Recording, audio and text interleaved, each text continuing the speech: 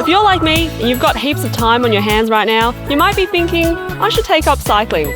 Well, you're not alone. Cycling in Sydney has doubled over the last decade. In fact, each week, more than 42,000 residents in the city of Sydney jump on their bikes, whether for fun, fitness, or for work. Here's what you need to know to have the best experience riding in this beautiful city. Where to ride. The city of Sydney has heaps of separated cycleways, shared paths, and low traffic streets. These are the best streets and paths to take when you're riding around town. Rather than going the same way you might in a car, consider the options for side streets where there's less traffic or slower speeds. Not only are these streets more pleasant to ride on, you'll see parts of Sydney that you may never have discovered before. Part of the joy of being on a bike is that you can access parts of the city that other vehicles can't. And nearly all of Sydney's parks are open to bikes now, so why not incorporate them into your ride?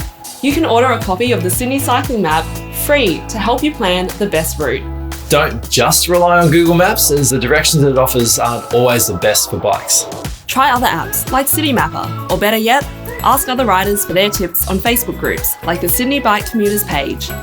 Please don't ride on footpaths. It's illegal to do so unless you're a child under 16 or you're accompanying a child under 16 years old. You can ride on shared paths. These are mixed bike and pedestrian areas which are marked with a blue line and the shared path symbol. And please take it easy on shared paths and give way to people walking. A bell is a legal requirement too. Use it often and early to give people plenty of notice that you're passing. A smile and a thank you helps too. A helmet that fits you properly and meets Australian standards is also a legal requirement. Even if you're riding slowly. At night time, stay safe and visible with front and rear lights. White on the front, red on the back. Lights need to be visible from 200 metres away to be legal. Please don't use your phone while riding. Just like in a car, it's illegal unless your phone is on hands-free or in a cradle.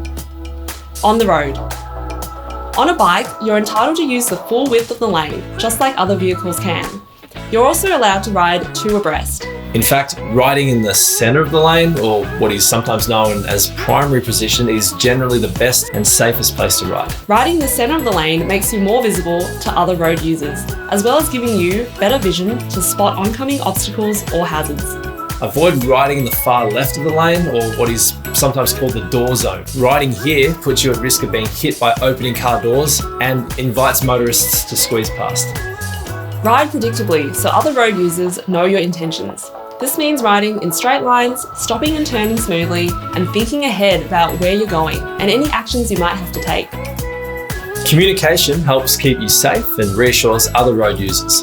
Use confident and clear hand signals to let other road users know what you're going to do. Making eye contact with other road users is another way of communicating, letting them know you're aware of them. Take a course. The City of Sydney runs courses every weekend with qualified instructors where you can learn tips and techniques for safe, enjoyable riding. The 4-hour course costs just $25 and includes both theory and on-street practical elements. Head to cycleways.sydney for resources, advice, maps and more.